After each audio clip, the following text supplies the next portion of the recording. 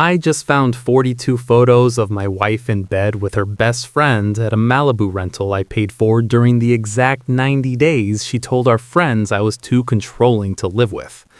That was the moment I stopped being a husband and became a forensic auditor of my own life. I was sitting in my home office in the Hollywood Hills looking at the Leica M11 camera I had bought for Vanessa 2 years ago. She had left it on the bookshelf when she moved out 7 months ago, claiming she needed to escape my toxic presence. For 7 months, I had been the man who felt guilty for every argument we ever had. I had spent thousands of dollars on a therapist in Santa Monica trying to fix my supposedly possessive nature. I believed her when she said that my suspicion of her friend Caleb was a symptom of my mental instability. I had spent 6 years of my life and nearly $400,000 of my personal capital building a career for a woman who was using my money to fund her affair with the man she told me not to worry about. I picked up the camera to list it for sale, but my finger hit the playback button. I am a lead systems architect for a global logistics firm. I deal with data and patterns. I do not deal with abstractions. When I saw the hidden folder in the file structure, I did not feel an emotional surge. I felt a cold, mechanical click in my brain. I connected the camera to my workstation and bypassed the user interface to access the root directory. The images were timestamped from 3 years ago. This was the period Vanessa had called our spiritual sabbatical. She had told everyone that our relationship was suffocating her creative growth as an interior designer. She moved into a beach house in Malibu for 3 months to find herself. I paid the $45,000 short-term lease because I wanted to be the supportive partner she claimed I wasn't. I stayed in our home and worked double shifts to cover her expenses and my own while she was supposedly walking the shore and sketching. The photos showed a different reality. The first 10 images were taken in the master bedroom of that Malibu house. Vanessa was not sketching. She was documented in various stages of intimacy with Caleb. In one photo, Caleb was holding a glass of vintage scotch from my private collection that she had taken from our house. The timestamps on the photos aligned perfectly with the days I was sitting in a windowless office in Brentwood, crying to a therapist about how I needed to give her more space. I scrolled through the metadata. Location data confirmed they were at high-end restaurant in Ojai and Santa Barbara. On the weekends, she told me she was in a silent retreat. I had been the one paying the credit card bills for those dinners. I was the one paying for the gas in the car Caleb was driving. I had been the provider for a 90-day honeymoon between my wife and her lover, while I was being told I was the reason for her misery. When she came back after those 3 months, she told me that she had realized I was the only man who truly supported her. I took her back with open arms. I felt honored that she chose me. To show my commitment, I funded the launch of her boutique design studio in Silver Lake. I used my professional connections to get her contracts with luxury developers. I signed as the personal guarantor for her business line of credit. I spent the next 2 years making sure she never had to worry about a single invoice while she built a brand based on authenticity and female empowerment. 7 months ago, she left again. This time, she said it was permanent. She said we were fundamentally incompatible and that I was forcing her to stay in a relationship that made her feel dead inside. She moved into a luxury loft downtown that I was still technically paying for through a corporate lease I had set up for her firm. She blocked me on everything. She made me the villain in the story she told our mutual friends. I was the controlling husband who couldn't let go. I closed the photo software and opened my professional database. I still had administrative access to her design firm's financial server because I had built the infrastructure myself to save her the cost of an IT team. I began a deep dive into the transaction logs of her studio. I found a recurring monthly payment of $8,000 to an entity called Silver Leaf Consulting. I checked the business registration for that entity. The registered agent was Caleb. Vanessa had been funneling nearly $100,000 a year of the studio's revenue directly to him for design research that didn't exist. She wasn't just cheating on me. She was using the business I built and the credit I guaranteed to provide a salary for her lover. The scope of the fraud was institutional. Because her studio was set up as a subsidiary of my personal holding company for tax purposes, her embezzlement was technically a crime against my own estate. I sat in the silence of my office and watched the city lights flicker below. The grief that had been suffocating me for 7 months was gone. It had been replaced by a quiet, focused energy. In Los Angeles, reputation is the only currency that matters. Vanessa had built her entire brand on being a self-made success. She was currently the lead designer for a massive renovation project for a heritage hotel in West Hollywood. It was a $20 million contract that would make her career. The board of directors for that hotel included 3 of my former clients. I spent the next 6 hours mapping out the financial drain. I tracked every wire transfer and every expense report. I found receipts for jewelry and designer clothing that she had categorized as office supplies. I found travel records for trips to Cabo and Paris that were listed as site visits for projects that were never built. Caleb had been on every one of those flights. I reached out to a forensic accounting contact of mine. I did not tell him I was investigating my ex-wife. I told him I was conducting a routine audit of a domestic subsidiary, and I needed a full report on suspicious activities within 24 hours. I sent him the raw data from the server. I then pulled up the legal documents for her Silver Lake studio. I looked at the personal guarantee I had signed. It had a clause that allowed the guarantor to withdraw support if there was evidence of financial mismanagement or criminal activity. I realized I didn't need to sue her for a divorce. I could simply unplug the life support from her business. I looked at the photos of them again. They looked so confident. They thought they had outplayed me. They thought I was a stable, predictable man who would just fade away into the background of their success. They had mistaken my silence for weakness. I spent the rest of the night organizing the digital files into a secure vault. I created a timeline that compared her text to me with the metadata of her photos with Caleb. On the day she told me she was at a design conference in New York, she was actually at a spa in Calistoga with him. I had the bank record of the spa's bill. I did not feel the need to call her. I did not feel the need to scream. I knew that in the world of high-stakes real estate and design, the most effective weapon is not a confrontation, but a disclosure. Vanessa was 3 weeks away from the biggest presentation of her life. She was about to stand in front of the board of directors for the West Hollywood Hotel and ask for the final installment of her fee. I decided that would be the day the audit would be finalized. I went to the kitchen and made a cup of coffee. I looked at the space on the wall where her favorite painting used to hang. I didn't miss it. I didn't miss her. I realized that for 6 years I had been the architect of a lie, and I was finally ready to demolish the structure. I slept for a few hours and woke up at dawn. I went to the gym and pushed my body until it was as tight as my plan. When I returned, I had an email from the forensic accountant. He had found even more than I expected. Vanessa had been using her studio to launder personal loans that were never reported as income. She was in deep with the IRS, and she didn't even know I was looking. I spent the morning drafting the formal notification to the bank. I didn't send it. I just looked at the text.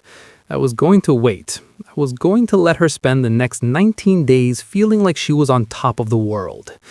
I wanted her to be at the peak of her arrogance when the foundation gave way. I realized Caleb was just a symptom of the problem. He was a parasitic entity that had found a host in Vanessa's ambition. He would be the first one to run when the money stopped. I knew his type. He wasn't in it for love. He was in it for the silk robes and the vintage scotch. I walked back to my desk and opened the project management software for the West Hollywood Hotel. I still had a contractor seat on that project because I had consulted on the logistics of the material supply chain. I could see her progress. I could see the files she was uploading. She was using a color palette she called the Gray Series. She had written a long description about how this project represented her arrival as an independent visionary. I felt a surge of cold satisfaction. The countdown had begun. I had 19 days to ensure that everything she had stolen from me was returned with interest. I was no longer the man who was mourning a relationship. I was the man who was managing a crisis. And in my profession, the only way to manage a crisis is to eliminate the source of the instability. I sat down and began to work on the second phase of the audit. I needed to be sure that when I struck, there was no possibility of recovery. I was going to strip her of her business, her reputation, and her future. And I was going to do it all before the sun went down on the day of her presentation. Vanessa had spent 6 years making me feel like I was the problem. For the next 19 days, I was going to be the solution. I started the process of reclaiming my life by signing a single document that would turn Vanessa's luxury lifestyle into a legal liability. I walked into the Pacific Merchants Bank branch in Century City at exactly 9 o'clock in the morning. I was wearing a charcoal suit and carrying a leather portfolio that contained the evidence of 6 years of institutionalized theft. The air in the bank was cold and smelled of filtered oxygen and expensive floor wax. I had an appointment with Arthur, who was the senior vice president of commercial lending. He was the man who had approved Vanessa's business line of credit based entirely on my personal guarantee and my history with the firm. Arthur greeted me with the professional warmth that banks reserve for clients with high liquidity. We sat in a private office with glass walls that looked out over the skyline of Los Angeles. I did not waste time with small talk. I placed the forensic accountant's report on his desk. I told him that I was formally withdrawing my personal guarantee for the Silver Lake Design Studio effective immediately. I cited the specific clause in our agreement that allowed for the termination of support in the event of documented financial mismanagement and the diversion of company funds for non-business purposes. Arthur looked at the spreadsheet that detailed the $80,000 in annual payments to Silverleaf Consulting. I explained that Silverleaf was a shell company owned by Caleb, who had no professional qualifications and provided no actual services to the studio. I showed him the bank records where Vanessa had moved money from the studio's operating account into a private account she shared with Caleb. I told Arthur that as the guarantor, I was not going to be held liable for the debt of a business that was being used as a personal ATM for a third party. The shift in Arthur's demeanor was immediate. In the world of commercial banking, fraud is the only sin that cannot be forgiven. He told me that the withdrawal of the guarantee would trigger an automatic review of the line of credit. Because the studio was currently using nearly 80% of its available funds, the bank would be required to freeze the account until the debt was secured by a new guarantor or paid in full. I knew that Vanessa had no other way to secure that debt. Her entire reputation was built on the credit I had provided. Without my name on that contract, she was a high-risk liability. I left the bank feeling a quiet sense of satisfaction. The first lever had been pulled. Vanessa would receive the notification within the hour. She would find that her business credit cards were declined and her payroll for the coming month was frozen. I drove to my office and began the next phase of the escalation. I needed to ensure that the social and professional consequences matched the financial ones. I spent the afternoon reviewing the surveillance logs from the private investigator. He had been following Vanessa and Caleb for the last 3 days. They were living as if they had already won. They were seen at a high-end furniture showroom in West Hollywood, picking out pieces for the hotel project. They had lunch at a restaurant where the bill was $300, and Vanessa paid for it using the studio's corporate card. The investigator had captured clear images of them in the parking lot, where Caleb was driving the Porsche that was leased under my firm's name. The arrogance of their behavior was my greatest advantage. They had no idea that the ground beneath them was already dissolving. I reached out to a contact on the board of the West Hollywood Hotel project. His name was Sterling, and he was a man who valued discretion and fiscal responsibility above all else. I told him that I was conducting a routine review of the supply chain logistics for the renovation, and that I had noticed some irregularities in the billing from the lead design firm. I did not make a formal accusation. I simply suggested that the board might want to request a detailed audit of the milestone payments before the final presentation in 2 weeks. Sterling thanked me for the heads up. He knew that if I was raising a flag, it was because there was something worth looking at. By planting that seed, I had ensured that Vanessa would be walking into a room full of skeptics rather than a room full of admirers. The board would now be looking at her designs through the lens of potential fraud. As I was finishing my call, I saw my phone light up. It was Vanessa. She had finally received a notification from the bank. I did not answer. I watched the phone vibrate on my desk until it went silent. Then it started again and again. She sent a text message that said, "There has been a mistake with the bank and I need you to call them right now to fix it." I didn't reply. I simply archived the message and added it to the folder of evidence. I knew exactly what she was doing. She was trying to use the old script where she was the victim of a technical error or a misunderstanding. She expected me to jump into action and solve her problems as I had done for 6 years. She still believed she could manipulate the man I used to be. She didn't realize that the man she was dealing with now was a stranger. I spent the evening at a legal office in downtown Los Angeles. I met with a specialist in commercial litigation. We reviewed the contracts for the Silver Lake studio and the lease agreements for her loft. I told the lawyer that I wanted to initiate a forced liquidation of the studio's assets to recover the funds that had been embezzled through Silver Leaf Consulting. I wanted to move fast. I wanted the process to be public enough that the design community in Los Angeles would know that the studio was under investigation. The lawyer explained that we could file a petition for a court-appointed receiver to take over the management of the studio.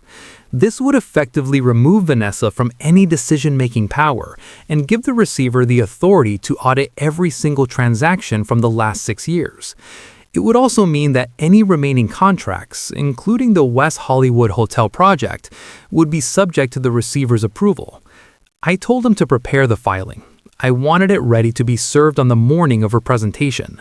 I wanted the process servers to be waiting for her in the lobby of the hotel when she arrived for the biggest meeting of her life.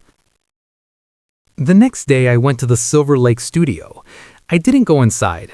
I parked across the street and watched as a repossession team arrived to take back the Porsche. I saw Vanessa come out of the building screaming at the men as they hooked the car to the tow truck. She looked panicked and unraveled. She was wearing a $1,000 outfit, but she looked small and desperate. Caleb was standing in the doorway of the studio, watching the scene with a look of pure cowardice. He didn't step forward to help her. He didn't try to stop the men. He just stood there, realized that the free ride was coming to an end. I watched as the tow truck drove away. Vanessa stood on the sidewalk for a long time, staring at the empty space where the car had been. She looked at her phone and I knew she was calling me again. I put my car in gear and drove away. I felt a cold calm that I had never experienced before. This was not about anger. This was about the restoration of order. I spent the following week working with the forensic team to finalize a report for the IRS and the ethics committee. We found that the $80,000 to Caleb was just a beginning. Vanessa had also been overbilling her clients for materials and pocketing the difference. She was running a kickback scheme with a local fabricator. The total amount of the fraud was closer to $600,000. I made sure that the fabricator was notified that an audit was underway. Within 24 hours, the fabricator had reached out to my lawyers, offering to cooperate in exchange for being left out of the litigation. They provided copies of the original invoices and the altered versions that Vanessa had sent to her clients. This was the final piece of the puzzle. This was the institutional proof that would make her defense impossible. I saw Vanessa one more time before the final presentation. It was at a professional gala at the Getty Center. I knew she would be there because she needed to maintain the illusion that everything was fine. She was wearing a red dress and standing in the center of a group of designers. When she saw me, she excused herself and walked over. She tried to pull me into a corner, but I stayed in the middle of the room. She whispered that I was being cruel and that her business was in trouble because of my actions. She said that if I didn't fix the bank situation, she would lose everything. She tried to touch my arm and said that she still cared about me despite our problems. I looked her directly in the eyes. I didn't raise my voice. I told her that there was no bank situation to fix. I told her that I had simply stopped paying for a life she didn't earn. I told her that the choices she made in Malibu and the choices she made with her studio's accounts were now her responsibility. I watched the blood drain from her face as she realized that I knew everything. The charm and the manipulation that had worked for 6 years were suddenly useless. She asked how long I had known. I told her it didn't matter how long I had known. What mattered was that the audit was complete. I turned and walked away to talk to a group of developers. I didn't look back. I could feel her eyes on me, but I didn't care. I was the one who controlled the narrative now. I spent the final 3 days before the board meeting in a state of high productivity. I finalized the filings for the receivership. I sent the preliminary audit report to the ethics committee. I made sure that the board members of the hotel had the documented proof of the overbilling. I was not just dismantling her career, I was ensuring that there would be no ground for her to stand on when she tried to rebuild. On the night before the presentation, I sat in my office and looked at the city lights. I thought about the man I was 7 months ago. That man was gone. He had been replaced by a person who understood that in a city built on images, the truth is the most destructive force there is. I checked my email one last time. The private investigator had sent a final report. Caleb had been seen moving his things out of Vanessa's loft in the middle of the night. He had found the new target, or he was simply running from the fallout. Vanessa was alone. She was facing the end of her empire without the man she had betrayed me for. I closed my laptop and went to bed. I slept the sleep of a man who has finished a difficult project on time and under budget. I knew that tomorrow would be the end of the story. I knew that when the sun went down, the name Vanessa would no longer carry any weight in this city. I woke up at 5 in the morning. I went to the gym. I had a healthy breakfast. I dressed with precision. I chose a blue tie that looked authoritative on camera. I checked my briefcase to make sure the legal folders were in order. As I drove toward West Hollywood, I passed the hotel where the meeting was being held. I saw the news crews and the bloggers gathered near the entrance. They were there for the big reveal of the renovation project. They didn't know they were about to witness a different kind of reveal. I parked my car and walked into the lobby. I saw the process server sitting on a bench near the elevators. I gave them a slight nod. They knew who they were waiting for. I walked to the conference room on the 10th floor. I was invited in as a consultant on the logistics side of the project. I sat at the back of the room and watched as the board members took their seats. They looked professional and serious. Sterling looked at me and gave a short nod. Then the doors opened and Vanessa walked in. She was carrying her presentation boards and her laptop. She looked confident. She had spent hours on her hair and makeup to hide the stress of the last 2 weeks. She walked to the front of the room and began to set up her equipment. She didn't see me at first.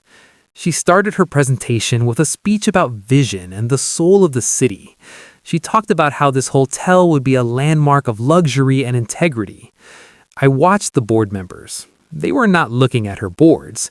They were looking at the folders in front of them that contained the audit report I had sent the night before. The room was silent. The only sound was the hum of the projector and the sound of Vanessa's voice as she described the color palette for the lobby. She was at the peak of her performance. She was selling a dream that she had built on a foundation of theft. I looked at my watch. It was 10:15.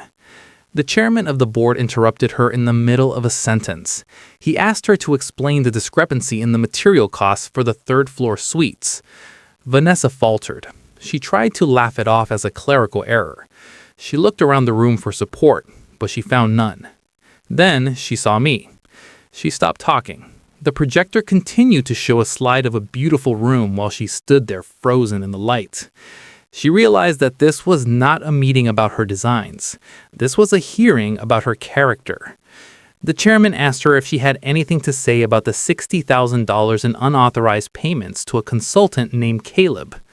Vanessa looked at the board, and then she looked at me. The mask of the successful designer finally cracked. I didn't look away. I didn't show any emotion. I just sat there and watched as the silence in the room became unbearable.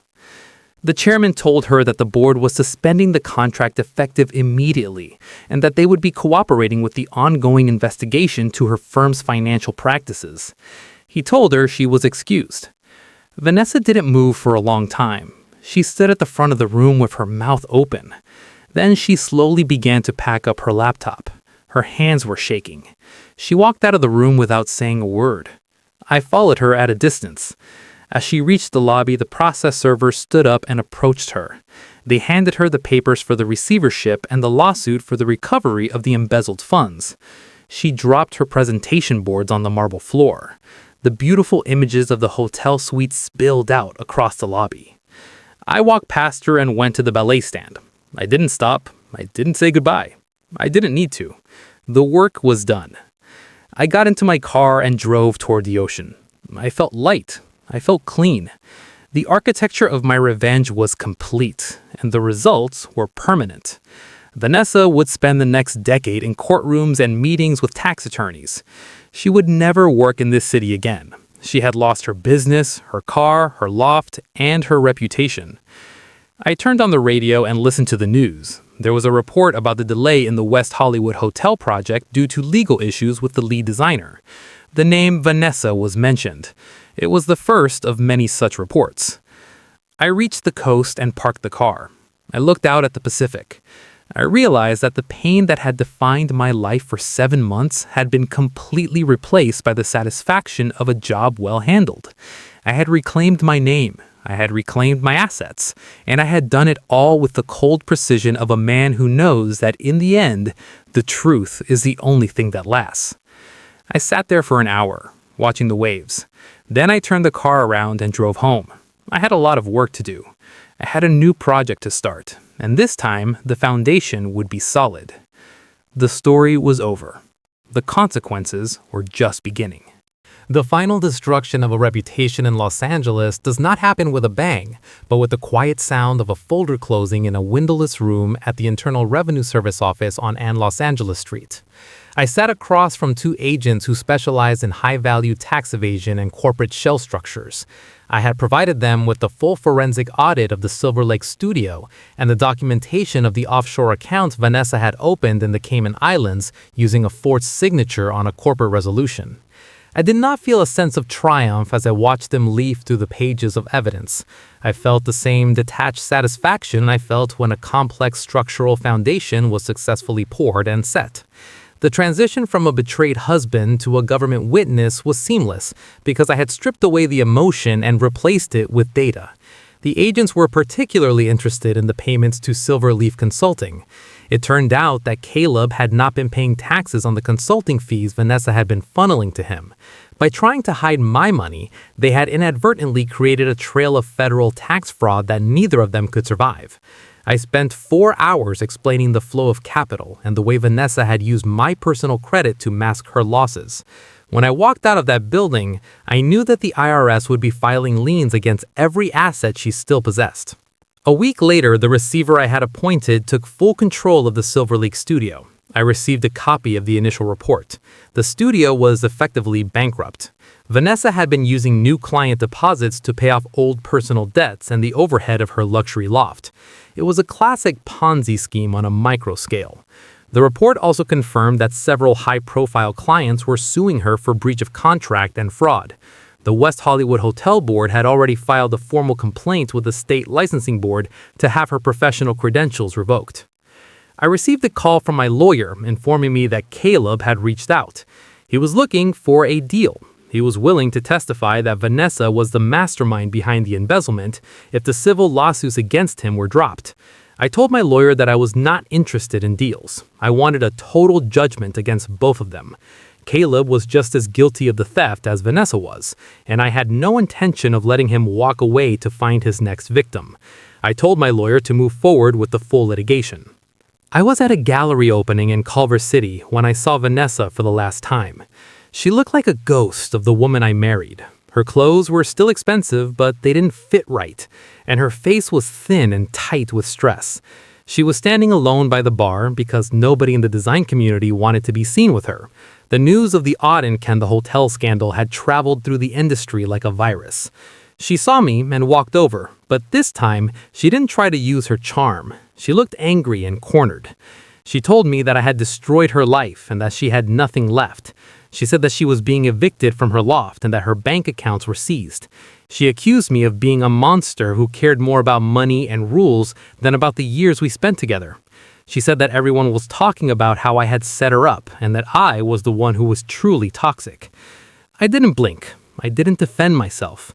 I told her that I hadn't set her up. I told her that I had simply stopped protecting her from her own choices. I told her that the money she stole was not hers, and the career she built was a lie. I told her that the man she thought was controlling her was actually the only thing that had been keeping her safe from herself. I told her that she was now dealing with the reality of a world without my protection. She tried to say something else, but her voice failed her. She realized that there was no audience for her drama anymore. I walked away and went back to my conversation with a group of investors who were interested in a new commercial development I was planning. I didn't look back to see her leave. I knew she was irrelevant now. The final confirmation of my victory came in the form of a public notice in the Los Angeles Times. The Silver Lake studio was being liquidated to pay off creditors. The list of creditors was long, but my firm was at the top of the list. I bought back the intellectual property and the design archives for a fraction of their value. I didn't want them for the work. I wanted them because they were the last pieces of the lie she had lived. I had the files moved to a secure storage facility, and I ordered them to be destroyed. Caleb vanished shortly after the lawsuits were filed. My private investigator tracked him to a cheap motel in Las Vegas where he was trying to pawn the watch I had originally bought for Vanessa. He was eventually picked up by federal marshals on the tax evasion warrant I had helped facilitate. He would be spending the next several years in a facility where silk robes were not part of the dress code. Vanessa disappeared from the social scene entirely. I heard through a mutual contact that she had moved back to her parents' house in the Midwest. She had no money, no career, and no reputation left in California.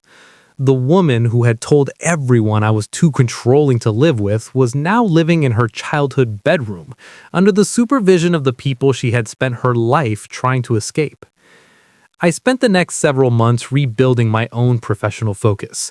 I took on a new project in the Pacific Palisades, and I did it with a team of people I knew I could trust. I realized that the 6 years I had spent with Vanessa were not a total loss. They were an expensive lesson in the importance of due diligence and the value of a solid foundation. I no longer felt the need to apologize for my nature. I was a man who valued order and the consequences of the truth. I sat on the deck of my home in the hills and looked out at the city. The sun was setting and the lights were beginning to glow. I felt a profound sense of peace. The architecture of my life was finally correct. The structural flaws had been removed and the liability had been liquidated. I picked up my coffee and took a sip. I was no longer a victim of a narrative I didn't write. I was the author of my own reality, and the reality was perfect. I knew that in a city like Los Angeles, people would eventually forget the scandal, but they would never forget the name of the man who handled it. I had restored my status, and I had done it with a level of precision that commanded respect. I was no longer the husband who had been cheated on. I was the strategist who had won. The silence of the house was not lonely anymore. It was the silence of a well-managed operation.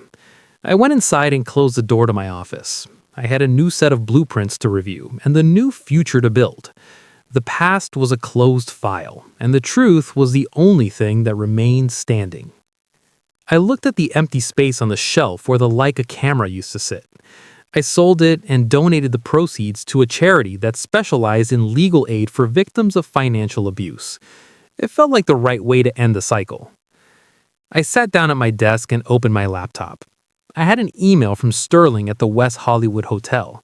They were ready to move forward with a new design team, and they wanted me to oversee the project management. I smiled and typed my reply. The work was continuing, and the foundation was stronger than ever.